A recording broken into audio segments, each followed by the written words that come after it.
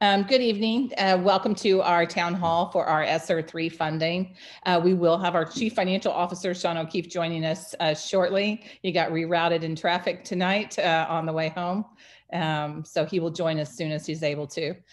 Dr. Ann Carabillo is joining us as the Deputy Superintendent. I'm Tony Jones, Superintendent of Schools.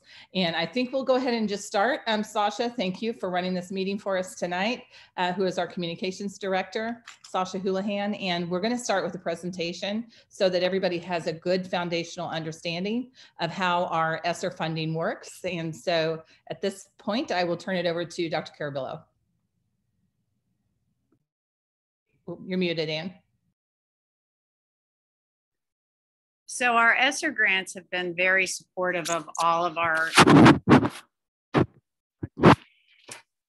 community. And it's the COVID Relief Grant Funds, and it's the Elementary and Secondary School Emergency Relief Fund. And that's how ESSER got its name. Next slide.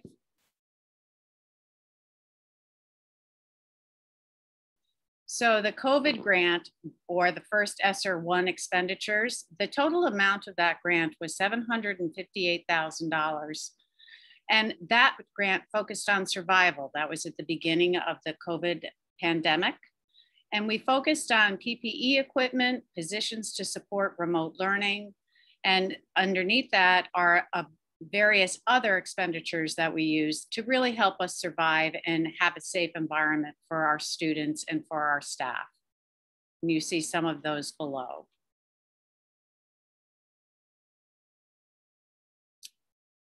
The Coronal Relief Fund was another grant, and that amount was in $1,203,000. And that focused on the facilities with our air quality assessment, coverings for the body, wipes, rental storage containers, and for teaching and learning, our application subscriptions, furniture, registrations, goggles, supplies, and video conferencing, which we see as a very important resource to have, especially during this time. ESSER 2 priorities that were expended, the grant amount was $4,269,000. And the focus here was on thriving. We had academic support for learning loss, learning acceleration, and recovery. We wanted to have some additional staff, math interventionists, ALP teachers, English teachers, tutors, and we needed those so that we could extend the learning time both during the day, before and after school. We also wanted students to thrive on school safety and social emotional well-being, and for our school staff as well. We had additional staff of social workers. We're looking at improving our SEL teaching and learning, and we're going to be implementing some ruler training across the district and looking at it to see if it might be something that we would like to do in all of our secondary schools. We have remote learning, educational technology, staff development, and the digital divide. We want to make sure that all of our families have access to be able to use their tools at home. And we also have technology, Chromebooks for secondary students.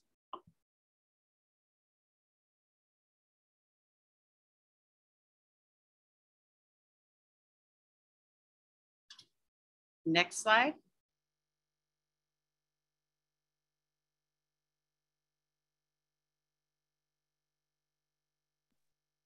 Dr. Carabillo, did it not switch over?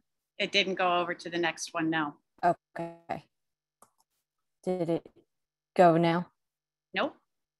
Okay, 1 second. Let me just stop sharing my screen and see if there's an issue with PowerPoint. I'll pick mine up so I can start talking about the next one.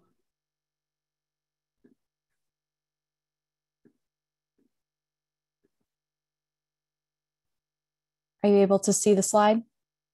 No.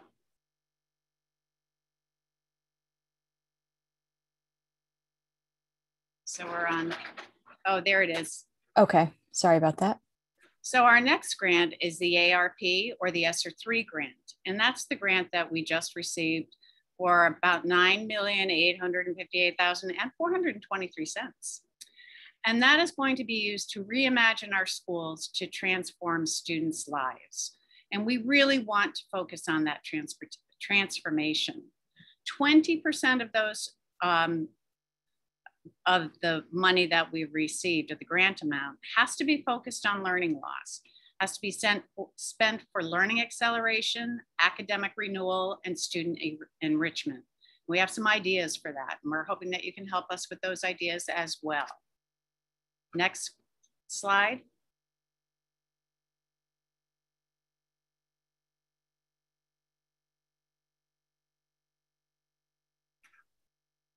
The change on your side? It's changing on mine. I'm worried that Not the screen on ours.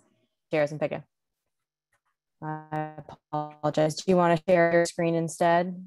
So probably not. We're getting close to the end, but I can go from this one. I have my other screen set up, so I can go from it. So our Sr3 grant, as I said, is focusing on transformation. We want to really talk about that learning, transforming the learning. So we want to think about family and community connections, the social and emotional mental health of our student and school staff, wrap around social, emotional, and mental health supports to restore and successfully re-engage our school communities. We want to think about the strategic use of technology, staff development, and again, continue with the digital divide to make sure that our families have access to technology. Building safe, inviting spaces and healthy schools, extend the school days, and have a lot of enrichment activities.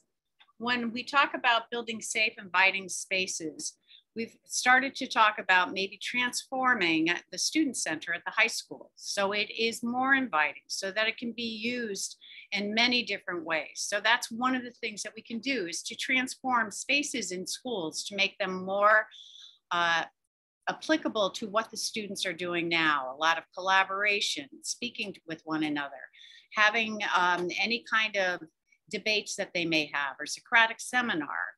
So it gives us another space to use and gives students that freedom to really be able to talk with more people than who they are already exposed to. So that's one way of transforming our spaces. You can get the next one if Sean is with us yet. I don't know if he is or not. The next slide has all of our expenses with all of our grants to date that we have spent during COVID-19 pandemic. We have our expenses from ESSER 1 with the total of what we spent. We spent a lot of our money on technology, headphones, some portable smart boards, and some tripods, as well as making sure that we had supplies for teaching and learning. So we're on the next slide. Thank you. And this is something that we have every board meeting in our reports, our expenditure reports, and you can see the amount of money and what we have spent it on so far for ESSER 1. You see the total grant amount at the bottom and what we have for remaining balance, which is 0, which is great, because that was the expectation that we would spend those monies to help start us and survive with an ESSER 1 grant. Then we have the CRF, or COVID relief funds, and you can see that was a total of $1.2 million. Again, if you look at what's left, we spent that money so that we could really open school and transform what we were doing this year during COVID, with all of our mitigating strategies, making sure our kids were safe and our staff was safe. We have ESSER 2, which is what we have started to spend. And you can see that we're spending it, again, some on PPE and some on technology, and then the majority of it on staffing, because we needed to have staff so that we could have safe classrooms and supervised students. And now we are at our ARP, or ESSER 3, and we are looking for feedback from the community and ideas so that you can help us to transform our learning opportunities for our students and staff. And here is Dr. Jones's slide. So for our community input, with ESSER 3, the federal government has required us to gather community input from mid-May, which is when we started, through August. And we must have our funding our funding application into the Connecticut State Department of Education by mid-August. And that's where the request goes. Within that application, we actually found out about the dollar amount, and they didn't have any paperwork to go with it at all.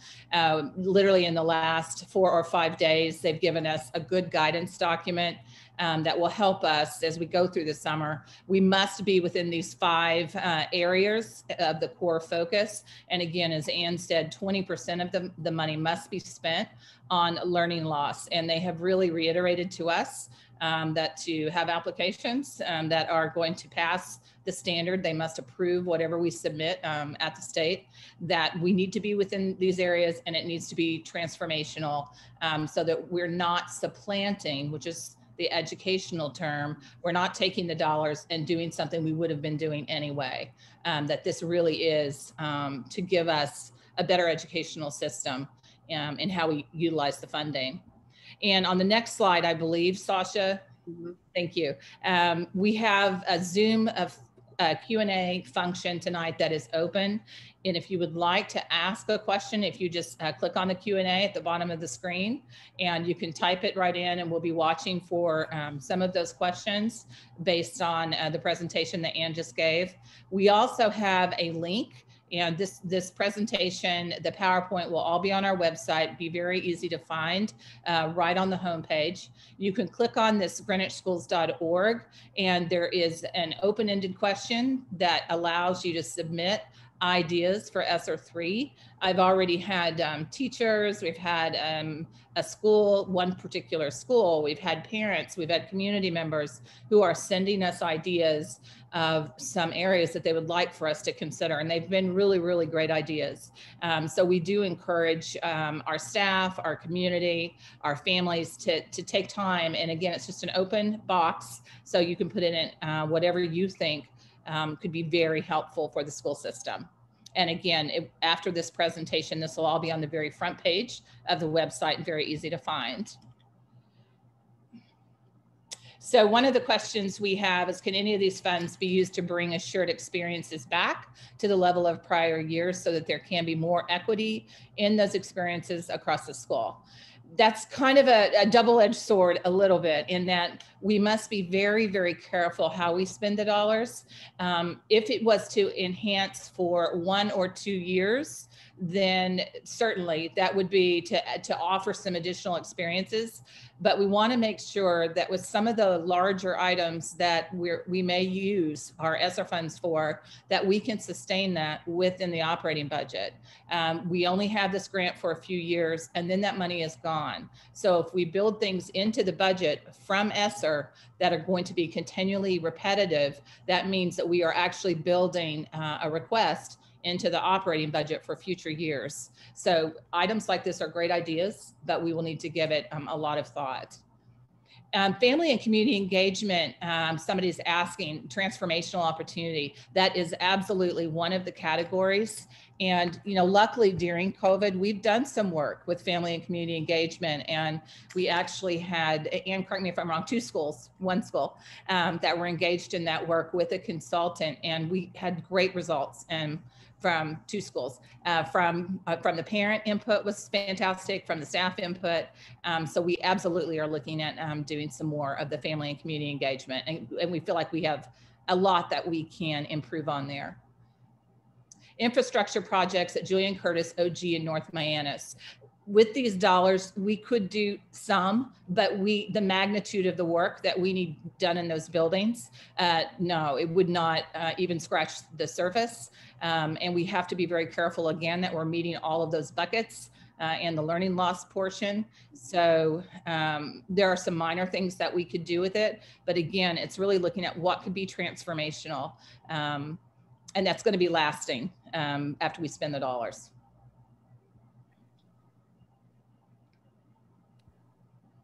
We'll wait and see if we get any more questions. At remediating student penmanship of grades 3 through 8. We've heard a lot from parents about the focus or lack of focus on handwriting, on cursive. I know that our PTA is aware that we are, with foundations, that component is coming back. It will be systemic across all of our elementary schools. And that's certainly an idea. I would encourage you to put that in the document, and we can look at that for some of our students who may have missed a window when we weren't teaching that, or it was classroom by classroom. That's certainly, again, another good idea. Training for special education teams to manage behavioral, social, emotional issues for students needing additional support, especially after an orthodox year. Absolutely. That would be money very well spent. Professional development is, in one of those buckets where we are allowed to spend the funds, and that's just strategic use of money is what they consider that. And that's an area in the application. I will say, I'm just gonna, while we're waiting on a couple of questions, we had another parent that had reached out and had talked about, could we offer some social skills groups? Because especially for children that have been full remote, they haven't had the same social interaction. And especially in those early childhood years, it really is at any age, but especially in those early childhood years, that can be pretty challenging. The other thing that from a social skills standpoint is having to wear a mask. And for some of our children who struggle with social skills, and not being able to have those kind of facial recognition features, are there some social skills things that we could do for our children as well? And I thought that was a great idea. How much of the funds are going to be utilized as compensatory time for students with IEP special ed hours that were cut? That would be on a case by case. So if a parent has that question, they need to take that to their PPT team and have that discussion. If they feel like their child's PPT looked different, IEP looked different during this current year. What are some of the ideas that you have for addressing learning loss? We have already started really working on that this school year. We didn't sit idle. We had programs during the break, February break, classes for students. We've added things after school, additional tutoring, bringing in this year, as you know, when we came out of COVID last year, we made an adjustment of 6 positions that were coaching positions at central office. We moved those back out to our buildings this year to have math interventionists. So we had a 0.5, a half-time person at every elementary this year, which we have not had for many, many years. And utilizing some of the ESSER funding for next year, there was an overwhelming request that going into next year, those positions be full-time, because they need one at every single building. The other thing that we have also looked at from that perspective is social workers, and we are putting in a 0.5 social work at all 11 elementaries. I think we all recognize how social emotional learning has really been a challenge during COVID, and that's been an overall need that's something we've needed for a very long time. How about training for staff and families of LGBTQ students and how to support families and students? That's absolutely something we would encourage you, put that in the document. And that's something that we certainly can look at as we're building programming going forward. In the spring of 2020, a survey was sent out to special education parents, and it showed that 50% of the parents said they had decreased services. Additionally, many parents across the district reported not introduced due to COVID on their child's progress report. How can we ensure that some of the ESSER funds are designed to help remediate special education children?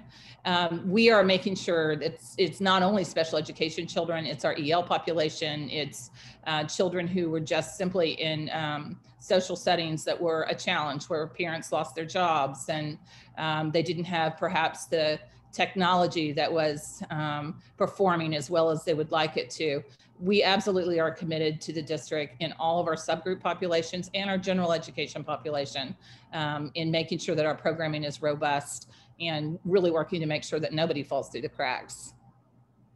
What is ruler training? Ruler training is a very highly regarded program from Dr. Mark Brackett out of Yale.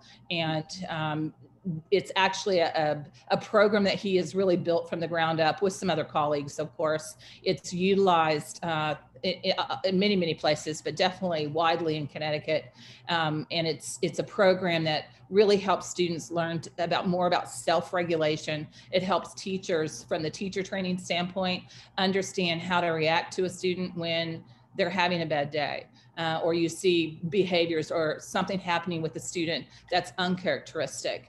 And it's really important training that in the past we have not necessarily, I think, been as robust in Greenwich, especially in secondary. A prime example would be, we know that sometimes if you look at the data and the information nationally on, for instance, suicide, that often there are signs there that a teacher who sees that student on an ongoing basis could really pick up inside a classroom environment by a drastic change in behavior or something that a student says. But if you haven't really done deep level training, sometimes it's hard, especially if you have newer teachers that haven't gone through training, for them to know exactly what to do, where to go. So ruler training is not only about self-regulation of the student, but it also builds the capacity skills for the teacher. And it is actually the program that the state of Connecticut backed at the beginning of the year, and we're encouraging us to really look at. Where was ESSER2 funding, staff, math intervention, ALP teachers, tutoring? Why didn't we see these in the high school, middle school, elementary? We did have positions across the district. Most of the requests at secondary, as far as middle and high, were more adding a 0.2, a 0.4. And Anne, I don't know if you want to speak to that at all. Right. We also at the high school had a program that was after school, and it was targeted tutoring. We also had some monitors that we had in classrooms to help support the teacher that was perhaps coming into the classroom virtually instead of being in the classroom. So we really did listen to what the administrators in those buildings felt that they need so that they could have a very good program within their buildings and keeping their students and their teachers safe and still having a very supportive environment for them. One of the questions that just popped up, what is the digital divide? And I will say in Greenwich, we are incredibly lucky that our divide did not look like it did in a lot of school districts across the country. Greenwich went with a one-to-one model many years ago, which was extremely helpful as we went into COVID. If you think about some of the districts actually here in Connecticut, when they ordered their technology devices, they didn't even arrive last spring at all and didn't even arrive until the fall. So the divide for us was less, but I think for many of our families that realized, especially if you were full remote in secondary, the device that we issued at the school level was not robust enough to be running live meetings. And we are correcting that going into next year so that issue will not exist. But so our digital divide, as a matter of fact, I was in a classroom today observing, and one of the things I just noticed, I was sitting with, a group of 6 students, and I was going to different groups, and I was noticing how many were on the school issued device and how many were on a Mac Air or a different type of device. And so our digital divide this year, some students, when they try to be in a live meeting, it would almost freeze on them. So they couldn't have the live meeting watching the teacher and also be able to have a document open at the same time, where a student who kind of abandoned the district device and the family was able to have, a different type, more robust device, could have 2 and 3 windows open and everything would function fine. So we are addressing that through ESSER. So that will not be a case for us. But again, we are leaps and bounds ahead of most districts in that area. For how many social workers are on staff currently? How many are you thinking of adding, and what will their role be? With general education, special education, the social workers that we're adding right now are at the elementary level, where we virtually have 0, other than, Anna, is it 2 buildings? I'm trying to remember. We have a Title I funding. One building with Title I funding, and then one we reallocated a position for a social worker. So this will allow a part-time social worker in every elementary for us next fall. And again, we've had zero. We didn't have that support at all. We do have them in middle school and we do have them at high school. And they also, in addition, have counselors, which we don't have counselors at elementary school either. As far as the ESSER2 funding broken down by the categories, on the actual financial sheet, it's the bigger buckets. Yeah, it's really rolled up into staffing. So I don't know that you would necessarily see it that way. But certainly you can send a question and we'll see if it's, right now we're closing out the year. So I'm not sure that's a question that I could give our CFO, but throughout the summer, that's something certainly we could share.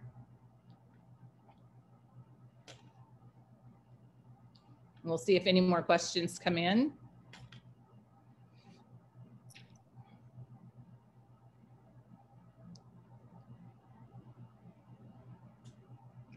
Could the funding be used for DEI, which is diversity, equity, inclusion, professional development training for staff? Absolutely, because that is, that is parts of social emotional learning, is really being in tune to, all children. Educational technology, please explain. Educational technology is really, it could be anything from devices. It can be the platforms that we use. If you've been able to watch when your children have been online, everything from Schoology, which houses a lot of their classroom materials, for Google Meets, that's educational technology. We have Seesaw in our younger years, all of those different platforms. And we have a lot that we utilize for, different content areas, for research databases. That is all educational technology. Are there social workers on staff already at district that can be allocated to schools part-time? The social workers that we have in secondary are utilized. So no, we do not have social workers that we can reallocate just to elementary. The deadline to sending comments to GPS. What is the deadline for that link? Understanding you need time to reflect on them. We're leaving this link open all the way through the summer, but that's the way the question was ended was great, because we can't, it's difficult to take consideration, 4 days before an application is due. So we encourage people to engage early, so that we know what people are thinking as far as what you see from a community, from a staff, from a family, and giving us your input early.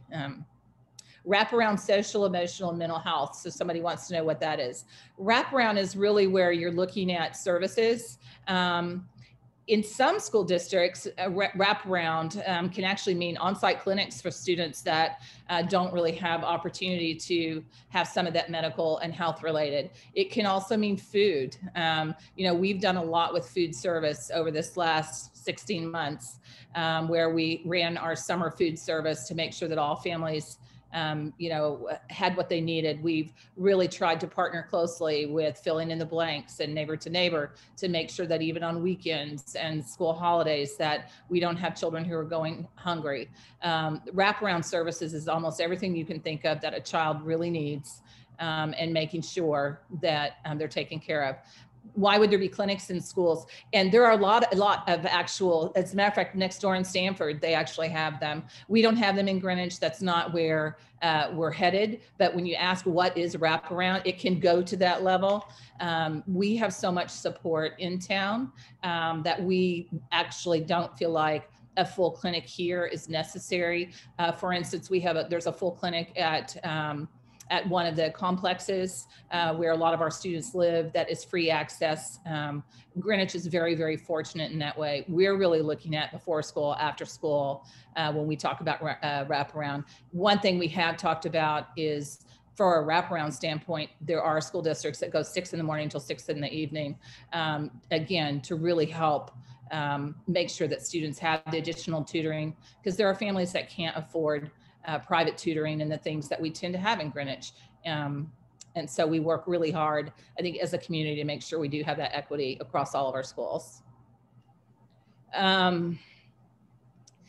Teachers reading and writing project, professional development be able to return possibly for all schools.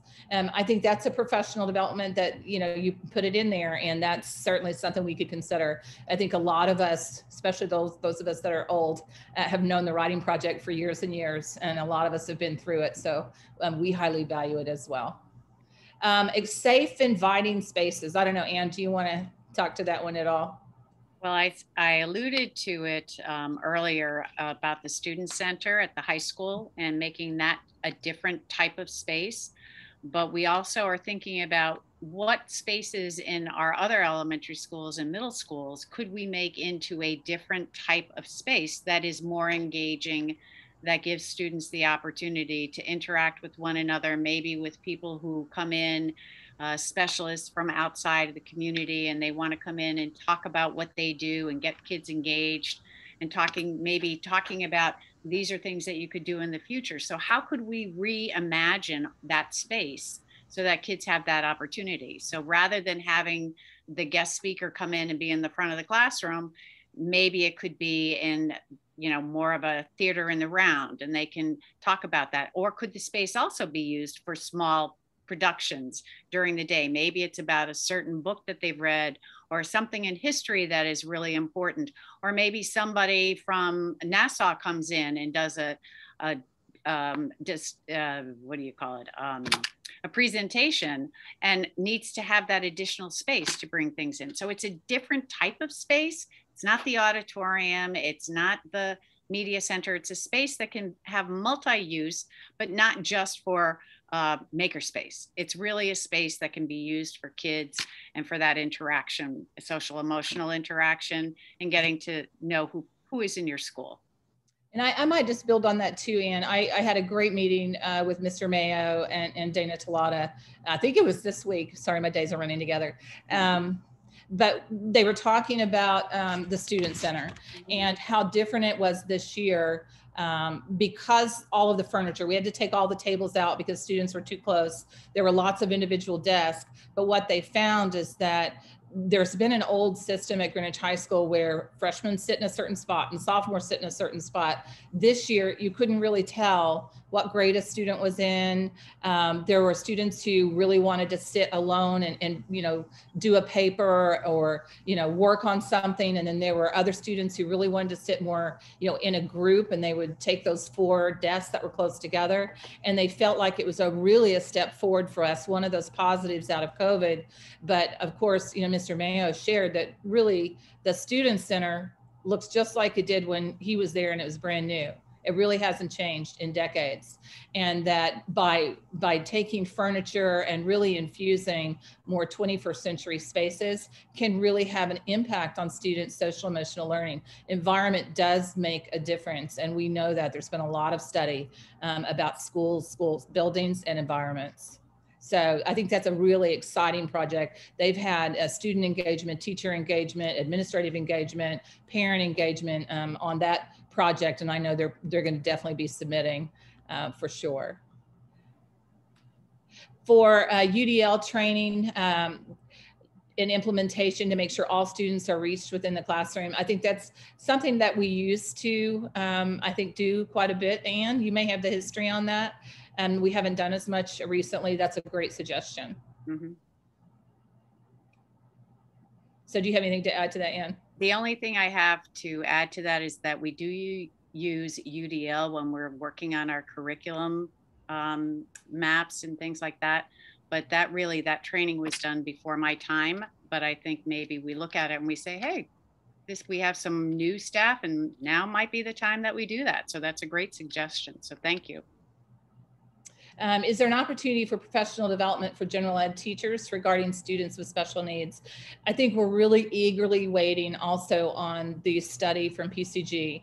They'll be presenting on June 23rd. And I know that they're going to have suggestions for us in professional development. I don't think they ever look at any district and not have some suggestions. So we are eagerly waiting on those. And then we will absolutely see what we need to do to continue to grow and our understanding for special education.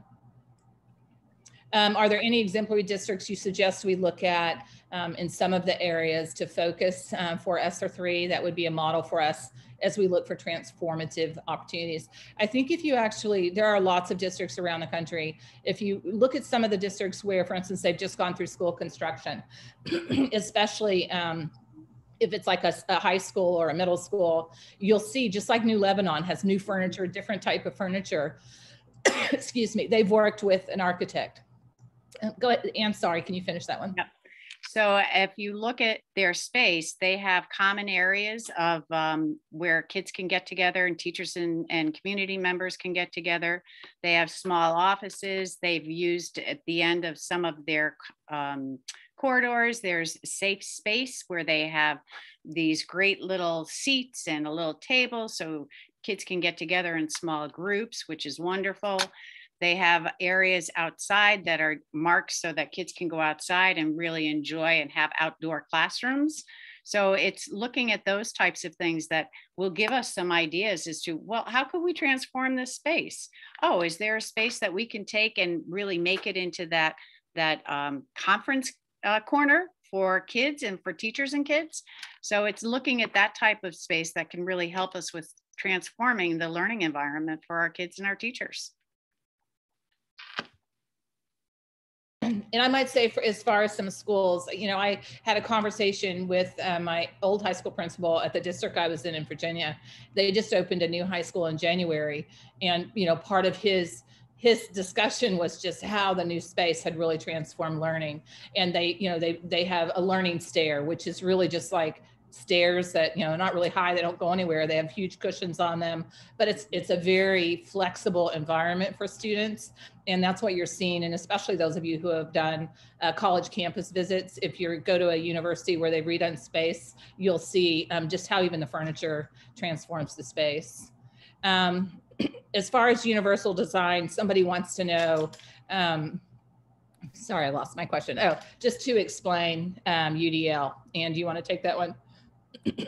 No, I don't want to take that one. Okay. I've been away from it for too long, so yeah. No. It's understanding really, by design. Yeah, it's really it's making sure that everything in the classroom is, you're in tune to what students need. And right now it's probably easier than it has been, you know, in over a decade, because components of that are also technological, not only about how students sit, how they're comfortable, the type of seats that they have, do they have, are you using the reader software for kids that really need that? It encompasses everything that you need for a learner to maximize their ability to be successful in the classroom.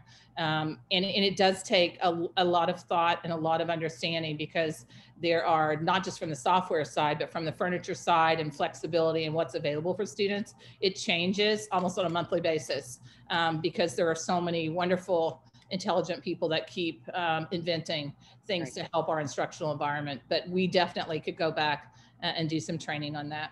And it also involves giving the students opportunities to demonstrate their learning or their challenge, where they're stuck, to give them different ways of being able to communicate that, whether it's in written form or if it's having a conference with the teacher. And it's really making sure that kids have every opportunity to be able to be successful in that class. How much ESSER 3 will go to UDL, equity, inclusion? We don't know. And this is honestly an opportunity to get community input. And we have several months of work to do, hearing from community and hearing from our teachers and our students about what our needs really are, looking from the inside out. And at that point, we will start looking at what can we do. And again, this is a multi-year grant.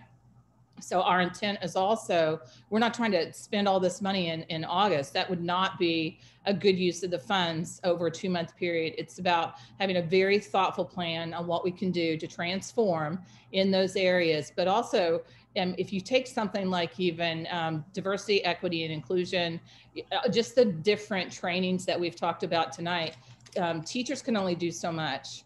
You know, we also have to be very cognizant of what we're focused on, and it has to be the right work. at the right time. We're rolling out brand new math curriculum next year for K-8. Just that alone is enormous. We have new foundations that we are continuing that rollout in our early childhood grades. So it's balancing all of the needs and figuring out what is the most critical need, and making sure that we're putting our resources there early and that we have a good action plan for implementation that also coordinates, again, even with our special education plan and our action plan that will come out of PCG. It's really all encompassing. So the ESSER3 grant has to be expended by September of 24, I mean. So we have to make sure that we're utilizing those monies as we would any other grant, and make sure that we're not supplanting, that we're supplementing what we do here in the district. Is there an opportunity to advise, add or revise curriculum to be more representative of all GPS students?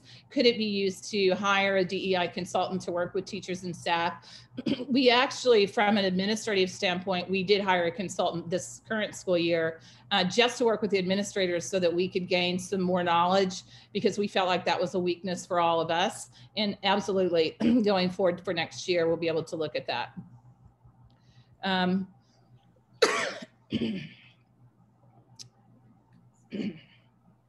do you want to read that bottom one?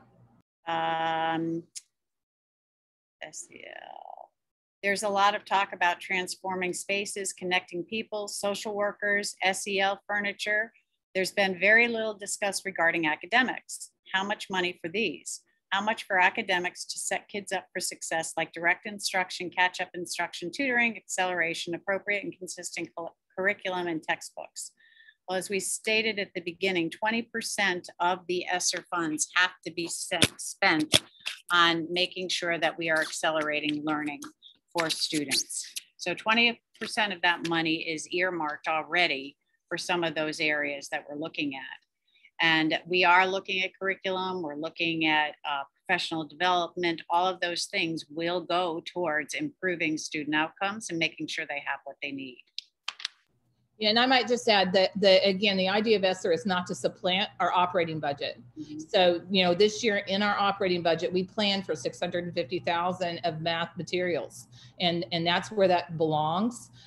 We are going forward. We're working on English and history next year. We already have part of that commitment that Mr. D'Amico and Dr. Carabillo will be working on for next year. For academics, we're very focused on that. And we know that from a curriculum and a resource standpoint, we want more resources for our teachers. So that is part of the ongoing work, but it's not necessarily going to show up in ESSER because it would be supplanting.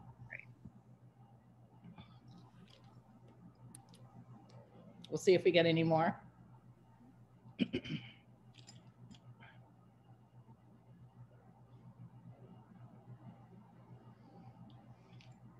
Academics should be the primary focus. Will GPS be raising the bar on this?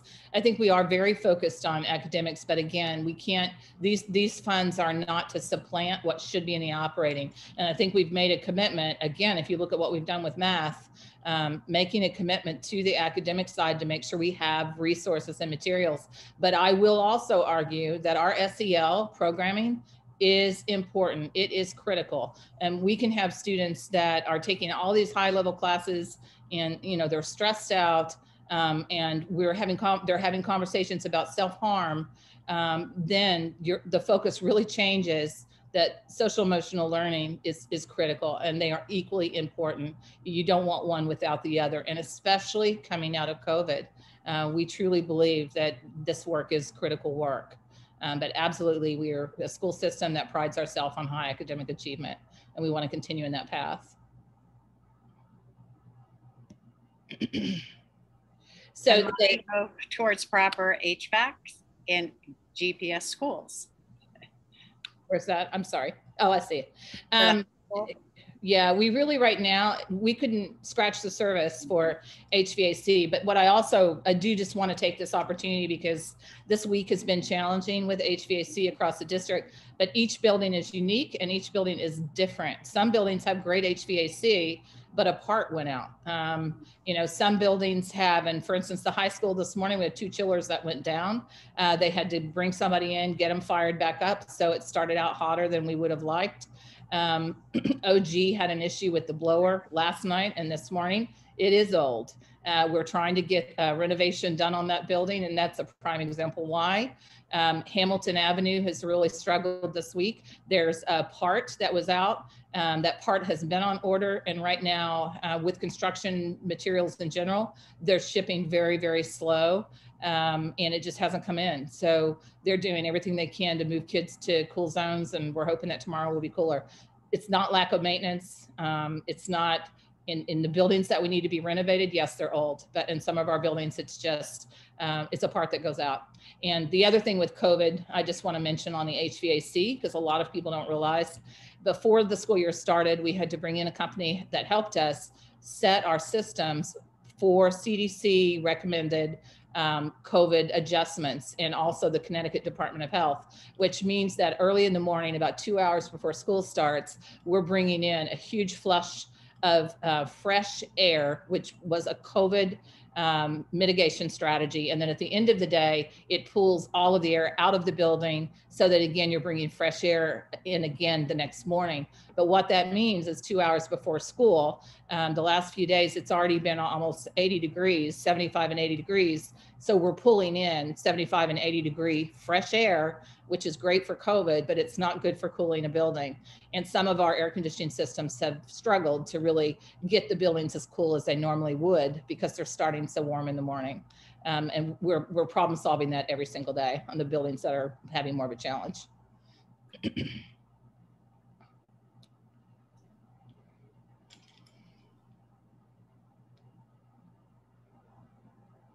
I'm not sure I understand this question, but I'm going to read it and see. Many parents counter that rigor, skills, and accomplishment will be critical for SEL. Who do they contact regarding ESSER 3 funding for rigor and skill building in academics?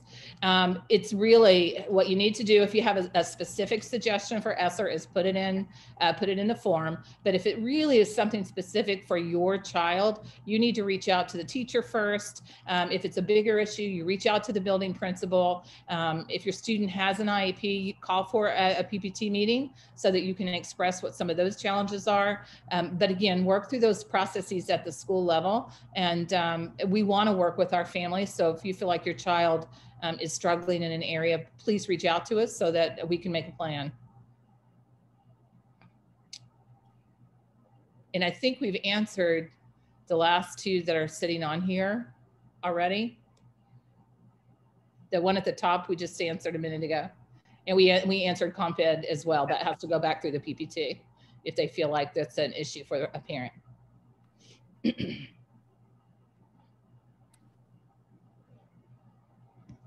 So who's the main contact for transforming spaces? That's where you need, I think you're asking, you would put that in the form.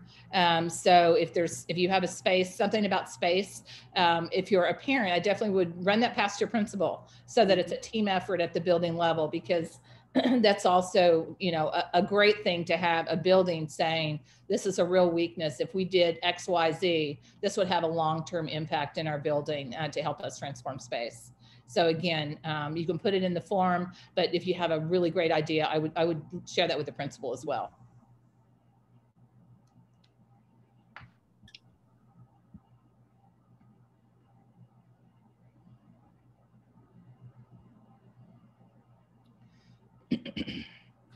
The ideas for extended spaces, I think that's what we were addressing before. This is not like you're going to build a room onto a building. These are spaces that, you know, it depends on the needs of the building, but it can be actually taking existing space that's already there and transforming it to be utilized in a different way. I'm trying to think of a good example. Ann, do you have a good example? Yeah, I think if we go back to New Leb, their hallways, at the end of their hallways, they have transformed that space into a small meeting space with comfortable seating, and they can look out the windows. So they had that space, and it was not utilized, and that's how they utilized it. So there may be spaces in schools that we could do the same thing with, as long as we're following the fire marshal and safety issues, who knows? It's an opportunity to look at our spaces and say, this might be something that we could do with this space, and how would we use it? Yeah. We also, sometimes in elementaries, you'll find areas that are kind of cool down spaces for children who are having emotional challenges. And, the lighting is lower. The rooms are not real busy. There are something peaceful that they can do when they're in that space. And that may be like with a social worker who's working with a child and they've had a really difficult morning for whatever reason. There are spaces like that sometimes that are also developed within the school. But again, it comes back to what space do you have and how best can you use that space within each building. So I can also give an example at Eastern Middle School this year. They have a very, very wide entryway, and they made that into a small cafe for students to be able to have a space where they could go and gather together with safety plexiglass and safe spacing, so that they had a space that they could go for lunch. It wasn't the cafeteria, but it was this really inviting space. And I kept telling the principal that I wanted to go and have lunch there, but it just did not work out, because when I got there, the kids would all be there. So I'm not going to take a seat away from the child, but it was really a great way to utilize that space in a different manner. And so here's that creativity. And I think the idea came from a student. What are ideas for family and community communication connections? And will this include outside, or I'm not sure what it says, or again around? I think there may have been a word left out. Some of the things for family and communication connections, we've done more than one parent conference, for instance, at 2 of our buildings, where they really structured their schedule a little bit different to feel like they were a little bit more, I think, supportive, and student-led conferences at elementary, where the students were at the table and being able to share their work with their parents, and the teacher. And do you want to add to that? Yeah, it really, at our 2 schools that have been piloting it, they got a grant from the Alliance. So it was really an opportunity for parents and teachers to work together to improve their communication with one another, and to know what types of questions the teachers might want to know and the type of questions the parents might want to know. And then working with the children for them to pick a portfolio of things that they wanted to demonstrate to both the teacher and the parent as to why they chose that particular portfolio. That they might show something that they did in the beginning of the year, and then how they progress, say, in their writing to the middle of the year, and then to the time of the parent conference. So it's a great way for both teachers and parents to develop those relationships, because parents know their kids the best. And it's an opportunity for them to share with the parents, with their teachers, these are the strengths of my child. This is what I see at home. Because sometimes what you see at home is not what we're seeing at school. And sometimes what we see at school isn't what you see at home. So it's a great way to learn more about that child and having a better idea as to who they are. And when you know their family, that helps too. And when you know the teacher, and the teacher can share some things about themselves and their families, then that really helps to develop the relationships. So those are the types of things that we're looking forward to seeing if we can implement in even more schools. Another question, can Sr3 go toward collaborating with outside organizations? That really depends on the organization. So that's a hard one to answer.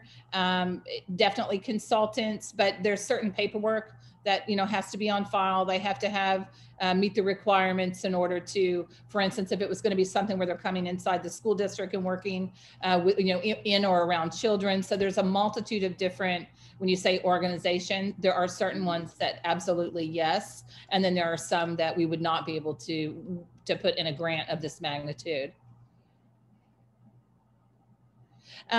So a question with the parent and family engagement, are there things we can do to better communicate to families what's happening in the classroom and what their child is learning? We do have a team right now really working on getting more information for parents. we started pre-COVID last year and got some K-5, just the basic standards up, which we hadn't had on the website before. Right now, they're trying to actually build that out to a much greater level so that parents will know and have more information. And we want this to be K-12. It's going to take us time. It's a lot to get on the web, but we want a really good hub for parents. Also this year, because we did roll out Link It, and now our parents have the parent portal that you can log into. After your child takes those assessments, you can see the standards, and we have linked all of those, and you can find that on the website, where those are all linked out to activities you can actually do with your children. And those standards are what are being taught in the classroom, and that is Connecticut standards. So there's quite a bit on there now, but we are continuing to build that.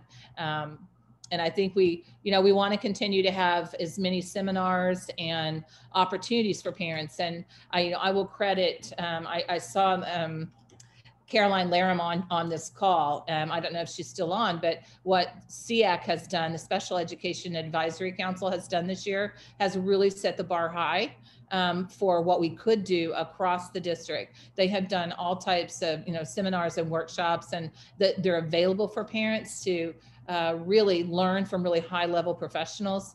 And I think that we can do more of that about even what's going on in our school from our own staff. I was in a conversation today about, I had been out in 2 different classrooms, and it just, I was saying it would just be so great if parents could actually see what's going on, because it's just, there's some fabulous, fabulous teaching. And I think we need to do more of showcasing that. So yes, we absolutely, I think, can do more at sharing with parents and partnership. How do we find out more about GPS existing programs like ruler training, UDL, equity, inclusion? Right now, like ruler is not implemented here. It's something that we are just scratching the surface on because we need to enhance. We have Second Step in our K-8, and K-5 feels like it's working pretty well for SEL. Our middle school really said it's not. And they started at definitely at 1 middle school this year doing a pilot. They've already have a grant from the Education Foundation to do some ruler training this summer, but we're expanding that. That came directly from our staff saying what we're doing is not robust enough. We want more, and we listened to them on that. Math intervention, again, if you have a child that's in math intervention, it's really connecting with the math interventionist, to talk about what, and I think most of our parents are doing that. Extended learning time, again, it's connecting with what's happening in your building. And if there's a need, you need to, communicate that to the teacher, to the principal. There are all types of programs that exist in Greenwich. And somebody's asking if we could put more of that on the website, and I think sure, absolutely. I think in that parent hub we can continue to grow to help parents know even what more of the resources that are available. It's a great idea.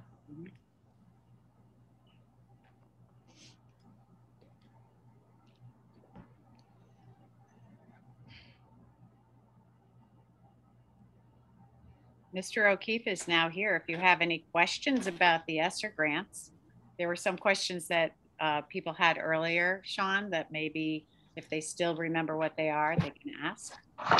And Sean, can you speak to the timing on ESSER 3 just for the date and how that timing works? I'll give all 4. Sorry I'm late, everybody. If anybody needs to know where the traffic is, I know where all the traffic is throughout Fairfield County because I found it all.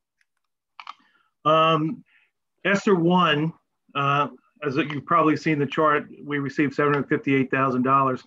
That needs to be spent by September of 22. We've already spent that money. So that one's pretty much finished.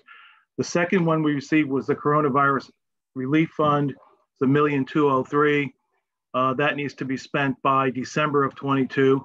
We've already spent that money fully. And then the ESSER 2, that money, it's $4.2 or $3 million, needs to be spent by September of 23.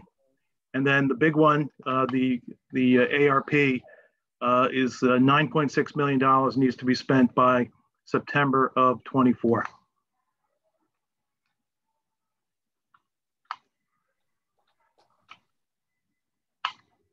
Thank you, Sean.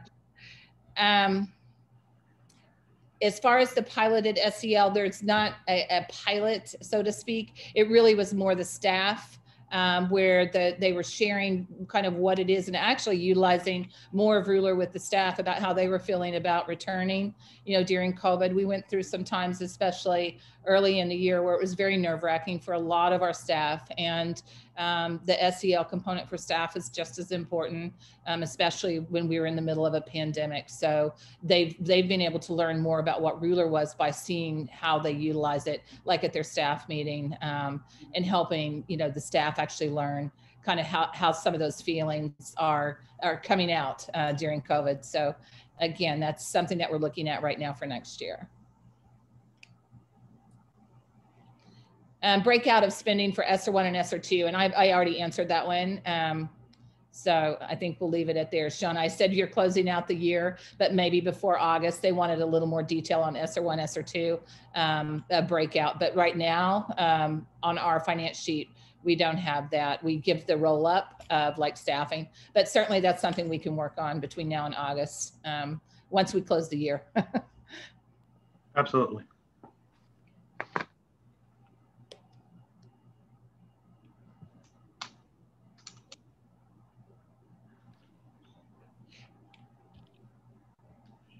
Yeah, I think that's pretty much it. We had a few questions about COVID immunization clinics, but that really is not an ESSER question. So we're gonna not answer those. Any other questions?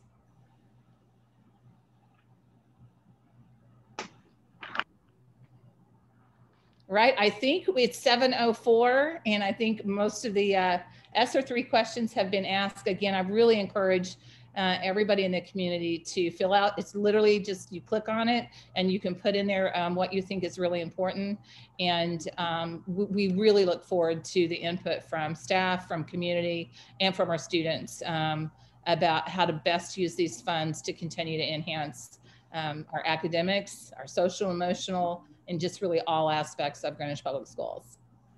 So thank you, and enjoy the rest of your evening.